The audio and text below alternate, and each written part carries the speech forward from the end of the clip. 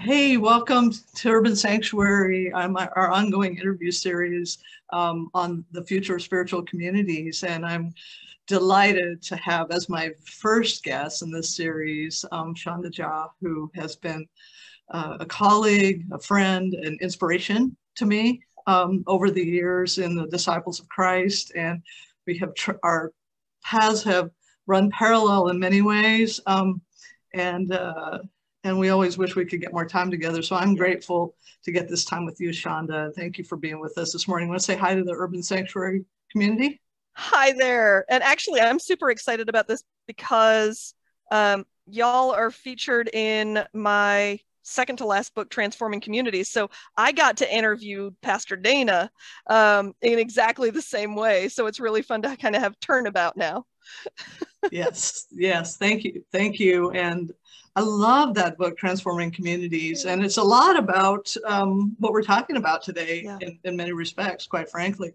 But I wanted to focus in, on the Oakland Peace Center a little more and share that remarkable story with people and kind of a little of how you got there. So we're focusing on what ways to be spiritual community that aren't necessarily a traditional church, right? Like the Sunday morning sort of gathering, that people are starting to gather in other ways to be spiritual community for each other.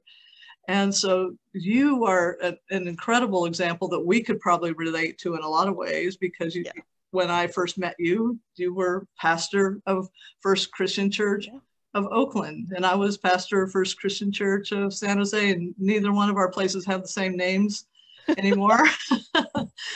So tell us a little about how that transition happened, Shonda, from First Christian to the Oakland Peace Center for you personally and for the community. Yeah, and this will be a familiar story to a lot of folks because it's not that different from what some of you all have been through. But I came to First Christian Church of Oakland as their pastor right around Easter of 2016, so 15 years ago. And in its heyday, that church had worshiped maybe 1,500 on an average Sunday back in the 40s and 50s. By the time I got there, they had about 10 in worship in that same size building, 40,000 square feet. So there was a lot of room to stretch out on a Sunday. Although it got kind of cold because the heater, which dated back to 1929, for some reason wasn't working very well. So pretty soon after I got there, we did a little bit of work together around what it was that the congregation wanted to share with the community, because we wanted to be in relationship with the community. And folks had survived white flight, and they had survived the crack epidemic, and they had survived the spike in gun violence. And what the folks in that congregation wanted to offer was peace in the midst of violence. And it was a very tired bunch of folks who had been holding together that building for far too many years already. So instead of generating something from scratch, we decided to start volunteering with folks on the front lines of that work.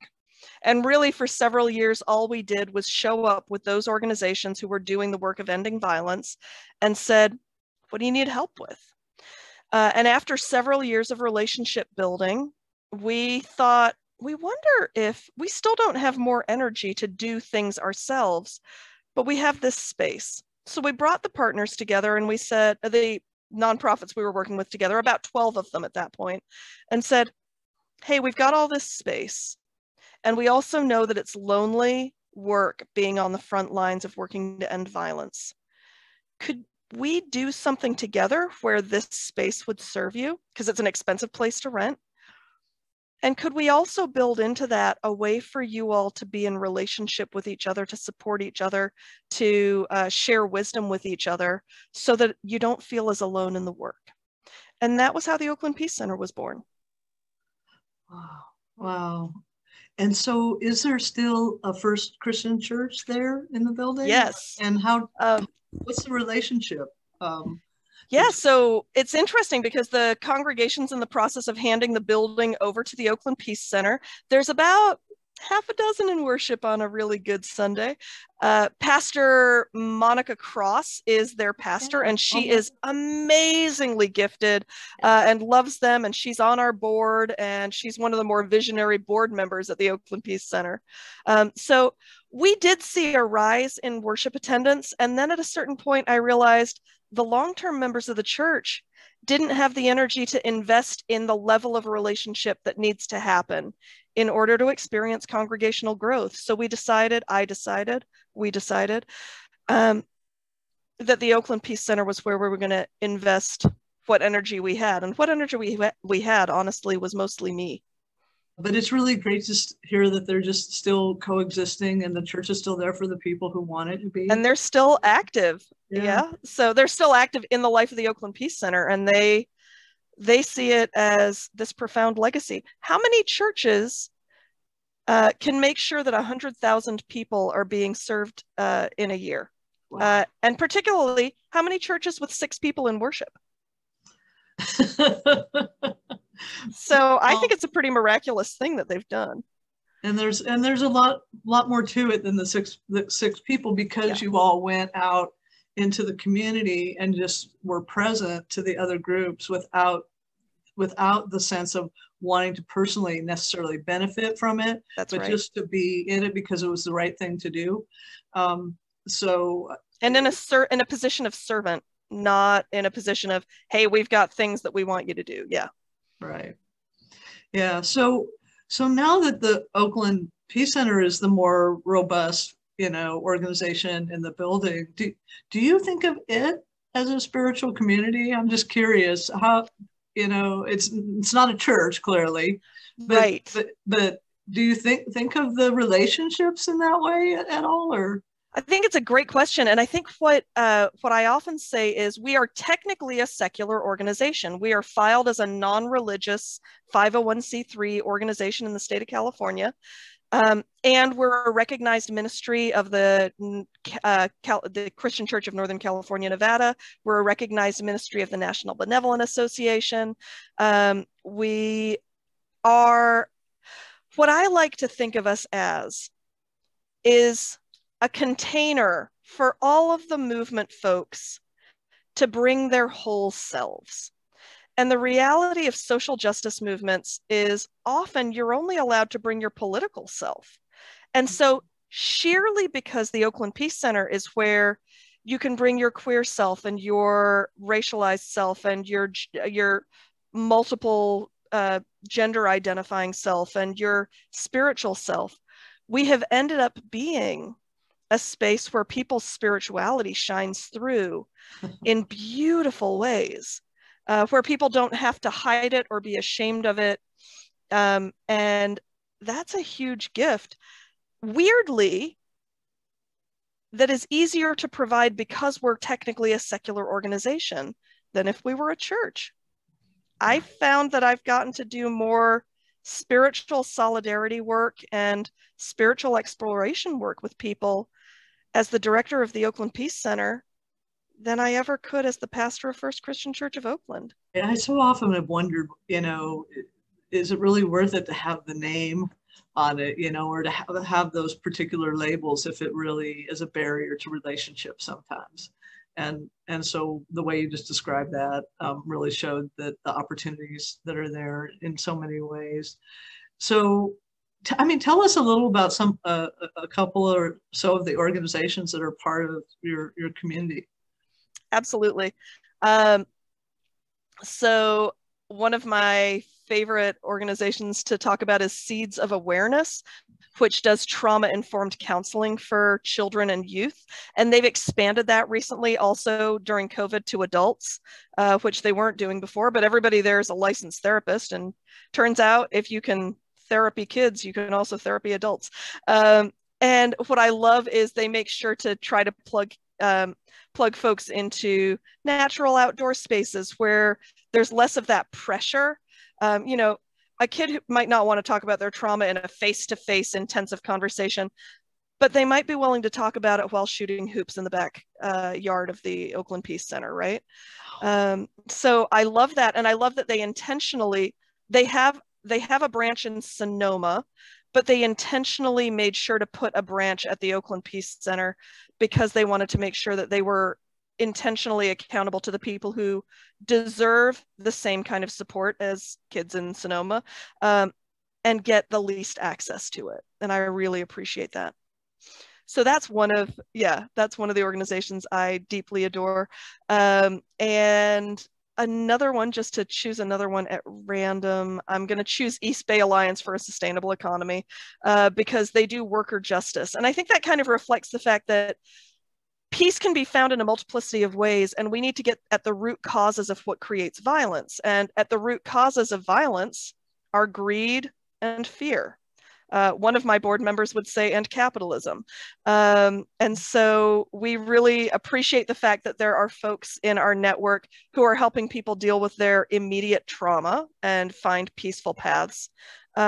We have folks who are doing direct service work like Seeds of Awareness. And then we have organizations like East Bay Alliance for a Sustainable Economy who understand that peace can't happen in Oakland if workers aren't getting paid a fair wage. Nothing stops a bullet like a job is what Father Greg Boyle says. Father Greg, yes. And what we actually say in Oakland is nothing stops a bullet like a $20 an hour job. Yeah. Oh, wow. What a fascinating collection of folks that are gathering, and how enriching that must be to be in under the same roof together. Yep. I just love the vision that you've created there, Shonda. And so part of what we're looking at today too, in today's topic, which we'll have an after session afterwards with more conversations about this, is about the social justice organizations that are actually creating community with each other. So they're sometimes more than just people who do actions or provide services or things like that, but they actually have a sense of belonging in their organizations. And so why do you think more, particularly millennials and others, are interested in finding community in those kind of organizations as opposed to, say, a church anyway? What's the draw there? Thanks for making that such a loaded question. So I'm going to ignore the instead of and just focus on the first part of the question. All right. So I think that it's really important to remember that, especially for those of us who find ourselves at the intersections of marginalized identities, there aren't a lot of places that are willing to go out on a limb to say that, not just to say that, but to demonstrate that they are safe spaces. That's built into movement organizing, though. If I know that you are risking arrest in the street to protect my rights as an immigrant, you've already demonstrated to me that you value me as a human being. So I know I can trust you because I've seen you do the work. It's kind of the inverse of what James Baldwin says, where he says to white America, I can't trust your words because I've seen what you do. It's the inverse of that. I can trust your words because I've seen them in action. And so I think in a world where people's lives are at risk because they're Black, because they're queer, because they're immigrants, because they're homeless, if folks are demonstrating tangibly that they are willing to risk their own safety and well-being for that cause, well, then I know that's people who value me. So I think that that's one of the beautiful gifts of it. And I think that what millennials and Gen Z are adding to social justice movement work is the political action is not enough. It's actually about building community. I think it's a prerequisite to organizing work. And I think that that's something that, like I said, millennials and Gen Z take for granted. They don't want to be just doing the political work. They want to be building community. Well, hey, my final question is one that we actually discussed in our after session last week. I recently met with somebody in Berkeley last year, right before the pandemic ended, who was part of the Nuns and the Nuns, who are having these conversations across generations and various various life experiences that are remarkably different. And I confess to Sarah, that person, that as a pastor, I have felt that I've been a little bit in my 30 plus years of ministry like a chaplain on the Titanic, watching, this beloved institution kind of go down in a lot of ways. And so she looked me in the eye and said asked me the most interesting question that I've been thinking about ever since. She said that, she acknowledged how hard that must be in some ways. And then she said, so what would you put in the lifeboat from that organization that you've devoted your life to? What would you take if all you could take were one or two things from it and carry it forward into the future? So I want to toss that question to you. So if the church were going down and there were only one or two things you could take from it, what would you put in the lifeboat? And so if it's all right with you, I'm going to make it super concrete and make it First Christian Church of Oakland. One of the things I would put in that boat is the stained glass, because as much as I fought the stained glass when I was in that sanctuary because it was all white folks, every pairing of stained glass windows was one man and one woman. And in some instances, it was cheap and easy ones like Jesus and Mary or John the Baptist and Elizabeth. But in other instances, it was Paul and Dorcas, both of whom were evangelists, or Andrew and Martha, both of whom were social service providers, or Mary, sister of Martha, and John the Evangelist, because both of them were scholars. Back in 1929, wow, for them to understand the equal ministerial power of women and men makes me feel confident that the version of those ancestors and angels today would be really excited about the fact that a Black trans woman is pastoring their church, that they would see the gift of that. The other, and it wouldn't be a thing, it would be a person I would put in the lifeboat, is Miss Tilly. That was an all-white congregation that had a Black maid. And when that congregation was first integrated, Miss Tilly was in a position where all the white kids called her Tilly and she had to call them Mr. Jack or Miss Susie. But when the Black kids came into the congregation, they knew to call her Miss Tilly. And she didn't know what to call them because they were the same as her kids who weren't going to get addressed as Mr. or Miss. And a lot of the work I do in the Oakland Peace Center is shaped on what would serve Miss Tilly better than what she had to live with when she was the maid for the church. She's with you. You carried her, and clearly will from here on. Yeah. Wow. Hey, well, thank you for taking this incredible time to be with us and share just a tiny bit of the story, so much more. And we'll be chatting you up in our after session later today as we just look at the work that you've done and admire it and lift it up in ways that we do all the other things that are really alive in this Easter season. Okay. I'm super grateful. I'm such a fan of this community, so I'm really grateful I got to be a part of it. Thanks so much. Oh, right back with you. All right. Thanks, Shonda. Take care. Blessings.